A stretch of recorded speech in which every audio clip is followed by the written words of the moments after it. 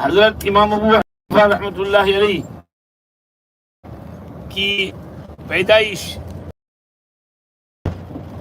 सन 80 हिजरी में। अच्छा भाई कौन है यार, कोई किसी और नहीं समझ पड़ती है, क्यों नहीं समझ पड़ती है? अच्छा चलो वो छोटे हमद को पढ़ दिया हो गया, I have to speak in English.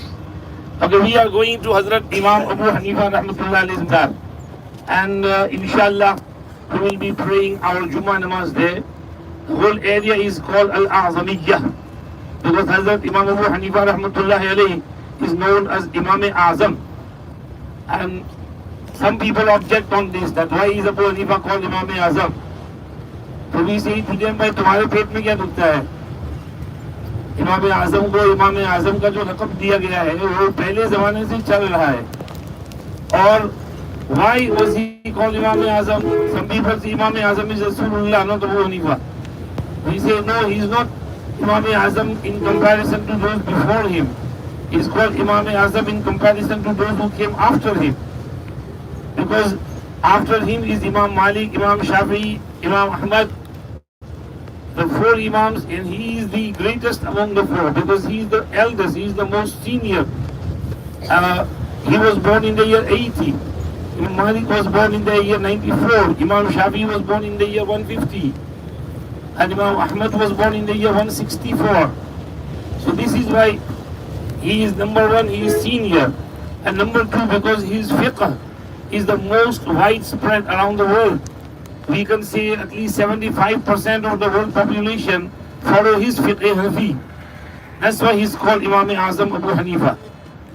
Now, Hazrat Imam Azam, his name is Nu'man Ibn Thabit Ibn Zuta, and his kunniyat is Abu Hanifa.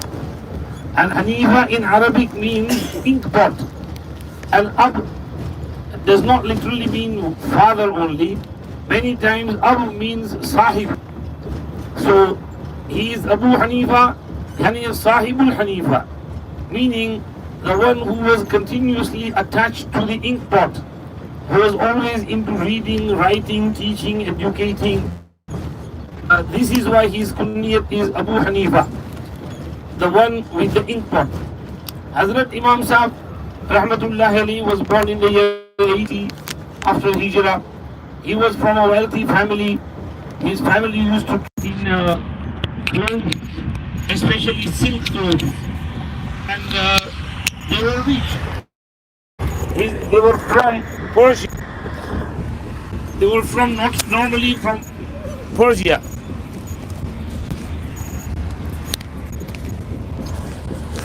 Hazrat Imam Sahib Rahmatullahi alayhi, his grandfather Zuta was not Muslim. Sabit embraced Islam, and he met Sayyiduna Ali Karramullah Wajhu as well. Or if I remember correctly, Zuta also embraced Islam, and he brought Sabit to Hazrat Ali Karramullah Wajhu in Kufa, and Hazrat Ali Karramullah Wajhu made dua for the baby Thabit and his awlad. And when Nu'man ibn Thabit was born, Hazrat Ali's du'as affected him. So Hazrat Imam Abu Hanifa rahmatullah alayhi was born and bred in the city of Kufa. Kufa, Saeed bhai, यहाँ से कितने घंटे की drive है? Kufa यहाँ से 2 घंटे की drive. Kufa is 2 hours drive from here. Inshallah, we will be going to Kufa as well. So Imam Abu Hanifa rahmatullah alayhi is born and bred in that city. And as he grows up, as normally, children become Hafiz, he also becomes Hafiz. He was a very Jayyid Hafiz of Quran Sharif. He knew his Quran Sharif so good that many times he would read the whole Quran in 1 rakat. And he is known among those who would read the whole Quran in 1 rakat. So Hazrat Imam Sahib rahmatullahi alayhi grew up, became Hafiz. He studied, and normally Arabic language, Sahaba, Tabi'een, Tabi'een were there. They had left their legacy. Kufa was one of the Ummahatul Bilad, the mother of cities. After Makkah, Medina, and Damascus, one of the main cities for education at that time was Kufa. Why? Because number one, Abdullah ibn Mas'ud radiallahu anhu was sent there. Two, Hazrat Umar ibn Khattab radiallahu anhu established that city because it was like an army camp. It was a place, it was a barrier between Muslims and non-Muslims. So Hazrat Umar radiallahu anhu, established it, and he sent Sahaba there to stay there and educate and people there. Educate people there. He said, I need you, but I'm going to prefer the people of Kufa. Abdullah ibn Mas'ud was sent there, so he spread lots of his ilm there. He had his students, Al-Qama ibn Waqqas al-Laythi, Aswad ibn Yazid al-Nakhai, and many others. So they established ilm there. Then Abdullah ibn Mas'ud died in the year 33 after Hijrah. Hazrat Ali Karramallahu Wajhahu came in the year 35 after Hijrah, and he stayed there for 5 years. And he made Darul Kufa, Kufa is Darul Khilafat, the main capital city of the Islamic rule. Before him, capital city was Medina Munawwara, in time of Abu Bakr, Umar, Uthman radiallahu anhum. But when Hazrat Ali Karramallahu Wajhahu faced some political, internal fractions, he had to move from Medina to Kufa. So he, settled here. And his 5-year rule was spread from here, and along with that, his ilm was also spread from here. His students were here as well. So Kufa was a city of knowledge at that time. So Imam Sahib grew up, and he was into this learning system and education. In the beginning, he was more into ilmul kalam, meaning ilmul aqaid, beliefs, imani. He was a very good debater. He would debate with the firq batila, and he would silence them. There is a story narrated regarding him in Asbab al-Nasair that when he was young, one Mulhid Dahriya atheist came to Kufa and he challenged people that I want to debate with you. So Imam Sahib sought permission from his ustad. He was young and he went. And he, ulama was scared to face the challenge. But Imam Sahib Rahmatullah was still young. He went there and he said, yes, what do you want to ask? And he asked one question. He said, where is Allah? So Imam Sahib Rahmatullah said, bring this, nur, light and candle. And where is the light? In which direction? Left, right, straight, round? And he said, it's everywhere. Well, within nur is majazi. Allah is nur haqiqi. So why do you want me to say where and in which direction and which place Allah is? Then he said, what was before Allah? So Imam Sahib Rahmatullah said, can you count from 10, 9, 8, 7, 6? He said, yeah, I can count. So he came to 10, 9, 8, 7, 6, 5, 4, 3, 2, 1. He said, what is before 1? He said, before what? The adad starts from 1. And there is nothing before 1. So, counting starts from 1, 2, 3, 4. You can't start anything before 1. So he said, this 1 is majazi. So if 1 majazi has nothing before it, then what do you say about the 1 haqiqi and the true and real one? So he was silenced.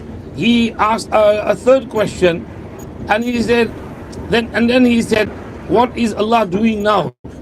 So Imam Sahib Rahmatullah said, look, you've been standing up there on the podium and asking questions, and I'm here, it's not fair. Let me go up there and you come down, because you are a questioner. You are Sa'il. Sa'il should be below and Mujib should be above. He said, okay. He came down. Imam Sahib went up and he said, can you repeat your question?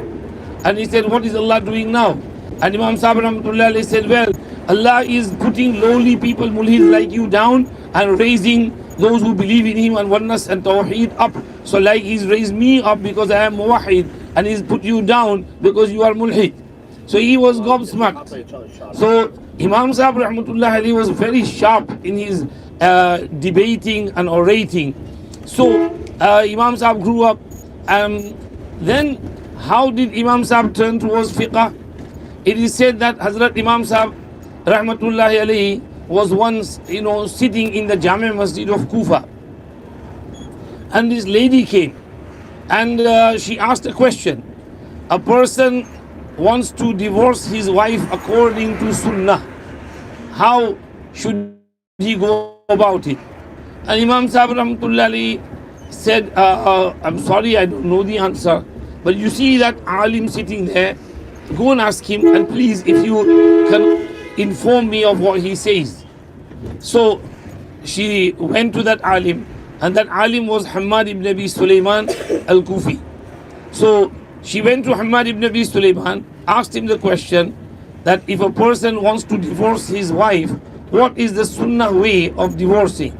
And Hamad ibn Abi Sulaiman said, well, the sunnah way of divorcing is that he should wait until she passes her menstruation, and when she is back and they have not slept together, then in that, after that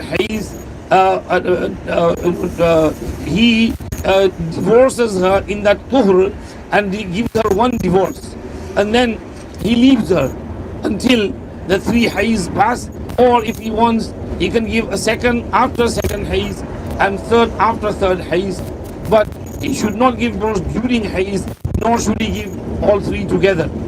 So she thanked him, and then she came back and told Imam Abu Hanifa. So Imam Abu Hanifa said, what good is this debating and discussing and arguing in field, these types of field, when I don't know this simple mas'ala? So he moved from this aqaid to fiqh, and he came to Imam Hamad ibn Abi Sulaiman's majlis and started frequenting the majlis. But he was so sharp that Hamad ibn Abi Sulaiman brought him closer. Let's move it around. ये भी दजला नदिया है. Yeah, river Dajla is going past.